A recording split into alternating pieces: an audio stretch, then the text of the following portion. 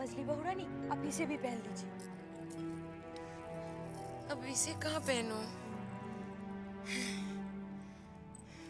चल, इसे हाथ में लेकर मरूंगी। लेकिन मजली बहू रानी, अभी तो प्रलय आने में पूरे 2 घंटे बाकी है। 2 घंटे बाकी है तो क्या हुआ? 2 घंटे हम बाग गोटी खेलेंगे, खेलते खेलते प्रलय आएगी और खेलते खेलते हम मर जाएंगे। बहू रानी, आपको मौत का जरा भी भय नहीं लगता? मौत कब है?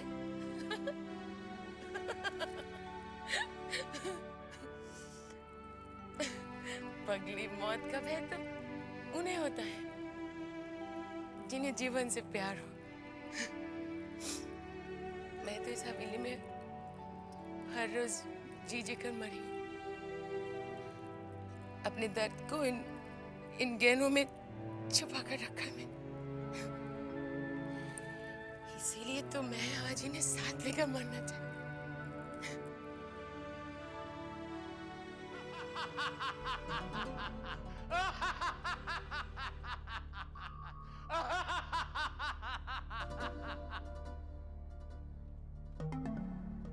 क्यों रे छोकरे, प्रलय का नाम सुनकर कांप रहा है? प्रलय आएगी, अपने साथ सब तहस नहस कर ना रहेंगे हवेली में रहने वाले लोग। चारों तरफ दिखाई देगा तो सब लाल रंग और तबाही।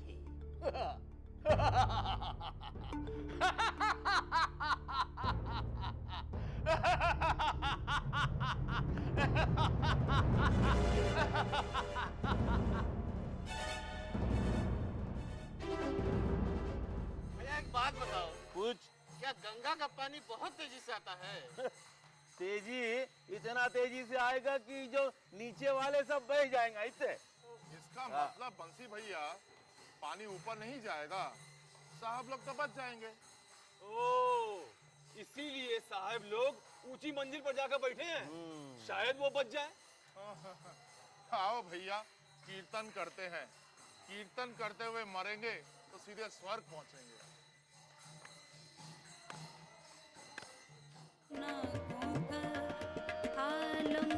वाह वाह वाह वाह।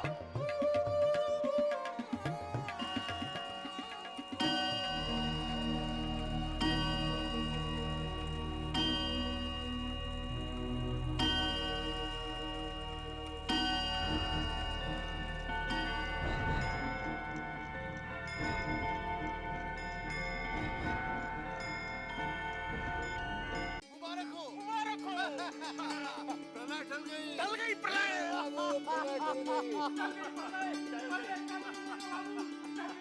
मुबारक हो आप सब लोगों को भी। अब हम सब लोग साथ साथ और जी सकेंगे। अब हम नाच गाना और शराब का पूरा मजा लेंगे।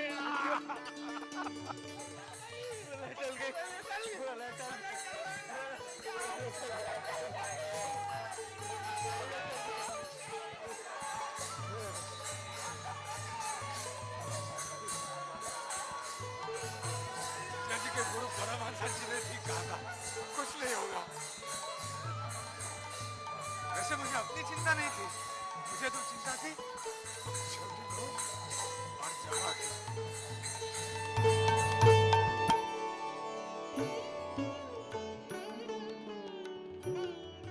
हे भगवान, तेरा लाख लाख शुक्र है, अब मैं अपने नन्हे की शादी धूमधाम से कर सकती हूँ। मछली बहू रानी, प्रलय टल गई।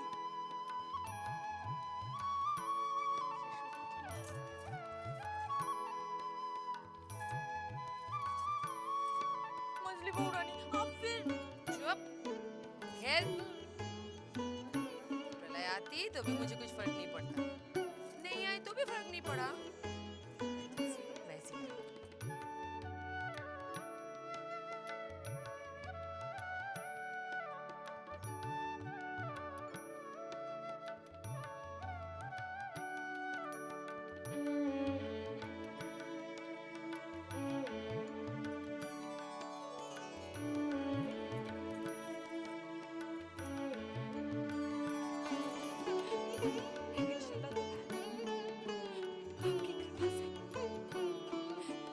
समय तो निकल गया।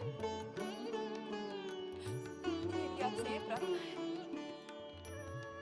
कि हर समय मेरे स्वामी को मेरे पास रखना।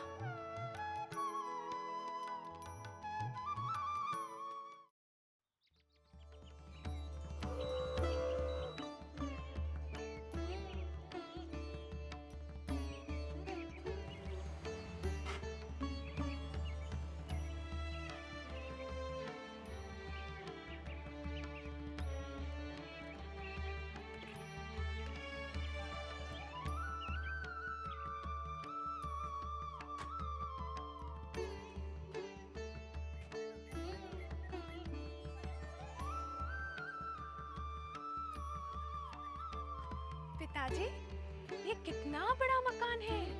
ये मकान नहीं है बेटा, ये हवेली है। समझ ले, अब तू यहीं आकर रहेगी। क्यों? आप क्या मुझे घर से निकाल देंगे? घर से तुझे क्यों निकालूंगा भाई? तुझे विदा करूंगा। ब्याह के बाद तू यहीं तो आएगी। अच्छा, तो ये बताइए कि मेरा दूल्हा कौन है? दूल्हा वो रहा। अबुल जी, आप कैसे आना हुआ? बस उस दिन ननी बाबू की शादी में आपसे मुलाकात हुई, मिलने चला आया। भाई, शादी की बात तो घर वालों से ही की जाती है ना। ये है मेरी बेटी चारुलता।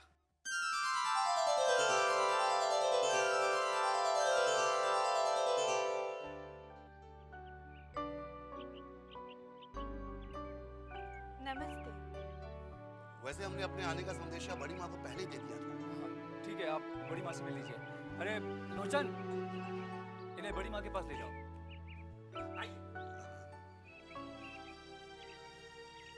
अरे बाबू जी, ये मोटर गाड़ी में कौन जमींदार आया है? ये जमींदार नहीं, कोयले का व्यापारी है, आबुल दत्त। आबुल दत्त, ये नाम तो हमने पहले कभी नहीं सुना। नाम होता तो सुनाई देता ना। 1 साल पहले इसकी 1 लाख की लॉटरी निकली, उससे लाखों बना लिया। वरना इसके बाप दादा तो घुटनों तक धोती पहना करते थे। पक्का व्यापारी है। जिस मकान में रहता है उस मकान में किराएदार भी रखे हुए हैं। इसका तो कोई खानदान ही नहीं है, फिर इसका हमारी हवेली में क्या काम? आपके बेटे से अपनी बेटी का रिश्ता जोड़ने, देखिए आप इनकार मत कीजिएगा। अगर आपने हाँ कर दी तो मैं ये समझूंगा कि एक लॉटरी मेरी उस वक्त निकली थी और एक लॉटरी आज निकल गई।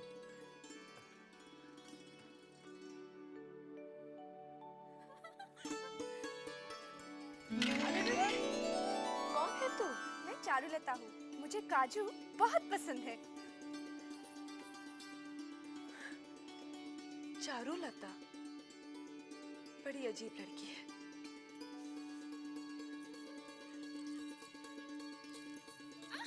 सारा खेल बिगाड़ दिया। ए लड़की, तू है कौन? मेरा नाम चारुलता है। आपकी क्या गहनों की दुकान है? क्या मतलब? मतलब एक तो हम गहनों से लदी है और गहनों के बीच बैठी भी है। ये चारुलता, तू यहाँ है? जा, तेरे पिताजी बुला रहे हैं। जी। ए चारू, इधर। जीती रहे। बड़ी दीदी, ये लड़की है कौन? इस हवेली की होने वाली बहू। हाँ? नन्ही की बीवी? हाँ, आज हमने ये रिश्ता पक्का कर दिया है। अरे, तू हंस क्यों रही है? क्या ये हवेली की बहू बनने लायक है? क्या बक रही है तू? कमी क्या है इसमें? यही तो कह रही हूँ, किसी चीज की कोई कमी नहीं है बड़ी दीदी। देख लेना, एक दिन ये आसमान में दिए जलाएगी।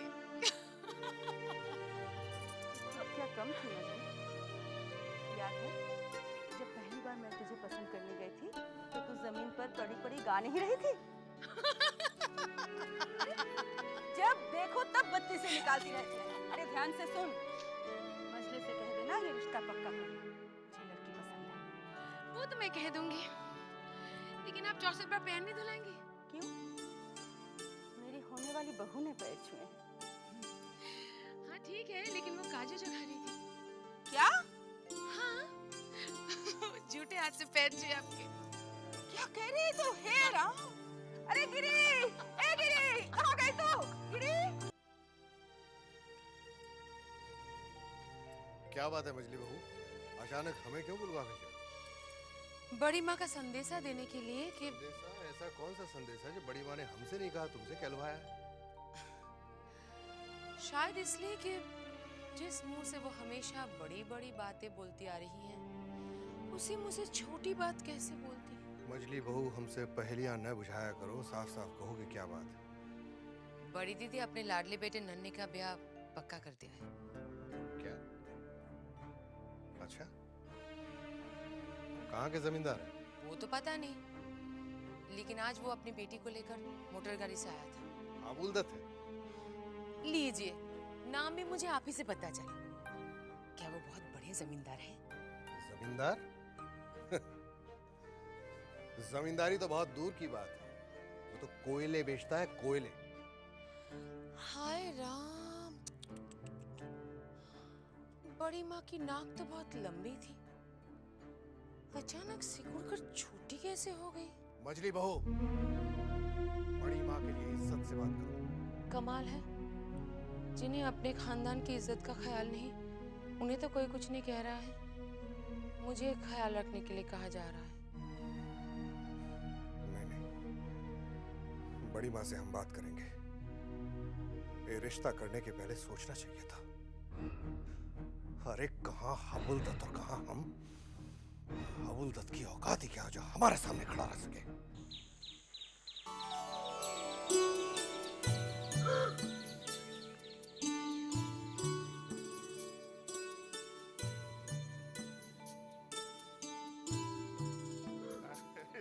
अरे वाह चुन्नी, तुमने भी हवा गाड़ी खरीद ली है? बैठने से कैसा लगता है? जैसे हवा में उड़ रहे हो। सच? तो बहुत मजा आता होगा। तुम्हें भी इसमें बिठाकर घुमा दूंगी, लेकिन अभी मुझे छोटे बाबू के पास जाने दे।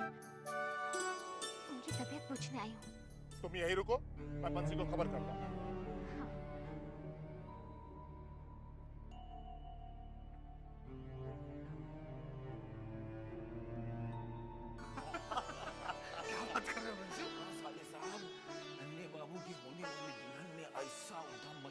ऐसा उद्यम मचाया कि मत पूछो। अच्छा बंसी, रिश्ता पक्का हो गया? अरे रिश्ता तो पक्का होना ही था, काहे कि बड़ी माँ को लड़की भाग गई, मगर मजले बाबू को खानदान कुछ जचा नहीं। मगर बड़ी माँ ठहरी बड़ी माँ, उनकी बात को कौन टाल सकता है? अरे बंसी, क्या हुआ? वो चुन्नी आई है छोटे बाबू से मिलने हवा गाड़ी में, आने दो अंदर। नहीं, उसको बाहर रोक, हम जरा छोटी बहू रानी से पूछ के आवत है। ठीक है।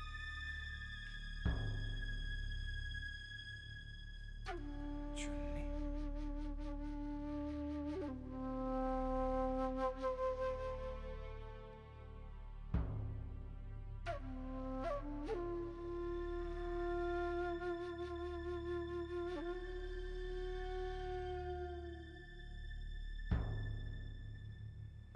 छोटी बहू रानी,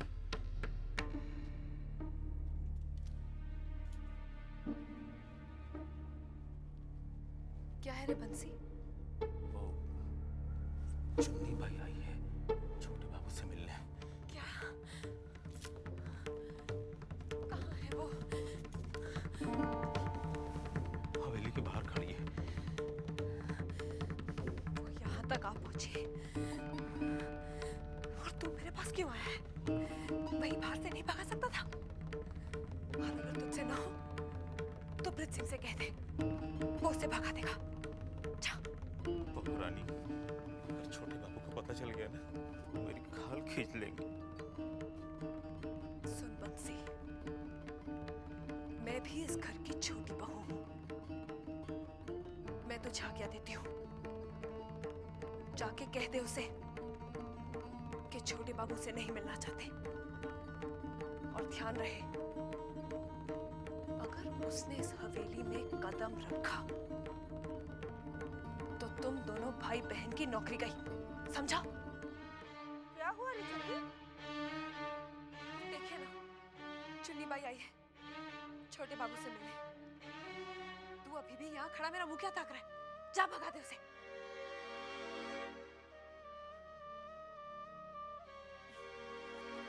तेरे तो हर बात पे दांत फटने लगते हैं। दांत नहीं, मुंह बोलो बड़ी दीदी। छोटी तुझे कौन समझे? ये मर्द भी रेशम के कपड़े की तरह होते हैं, इनका शुद्ध क्या और अशुद्ध क्या। मछली ठीक ही कहती है छोटी। राई का पहाड़ बनाने से तो अच्छा है तो इसकी तरह बेशरम बन जा।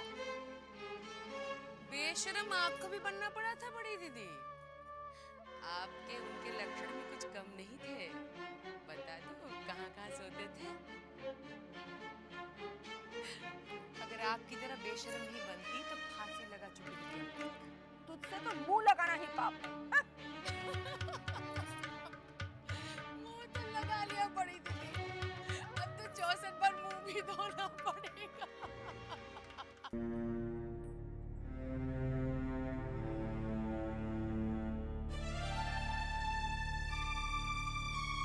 क्या रे बंसी, इतनी देर लगा दी तूने? छोटे बाबू अब कैसे हैं? पहले से अच्छे हैं, चल फिर लेते हैं। शुक्र है भगवान का, मुझे तो बहुत चिंता हो रही थी उनकी। चल ना बंसी, जल्दी से उनके पास ले चल। इतने दिनों से उन्हें देखा नहीं ना, मन जैसे अजीब सा हो रहा है। और अगर वो तुम्हारा मुंह ना देखे चाहे तो?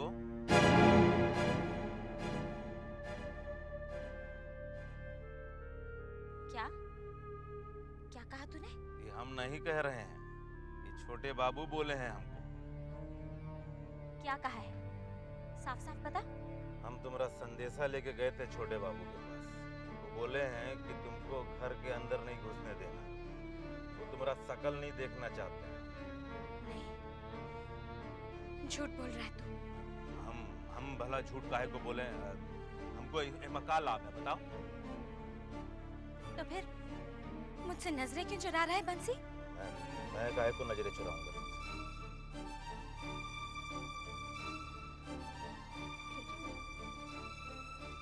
ठीक है बंसी, मैं समझ गई, जा रही हूँ। मेरे लिए इतना ही काफी है कि छोटे बाबू अब ठीक है।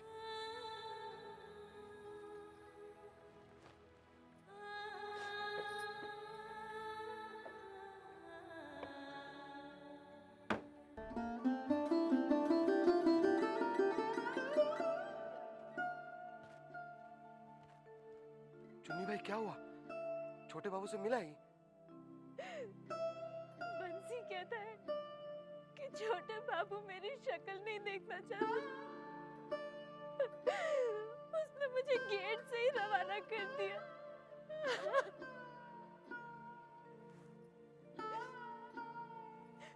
वृंदावन, तू ही बता, क्या छोटे बाबू ऐसा कह सकते हैं? और फिर उनके सिवा इस दुनिया में मेरा है कौन? किसके सहारे जीऊंगी मैं? चुन्नी भाई, छोटे बाबू ऐसा कभी नहीं बोल सकते। और तुम तो बंसी को जानती हो, वो तुमसे कितना जलता है। फिर मैं क्या करूं? अपने दिल को कैसे समझाऊं? जब तक छोटे बाबू का चेहरा ना देख लूं, मेरे दिल को चैन नहीं मिलेगा। किस तरह अपना संदेशा उन तक पहुंचाऊं?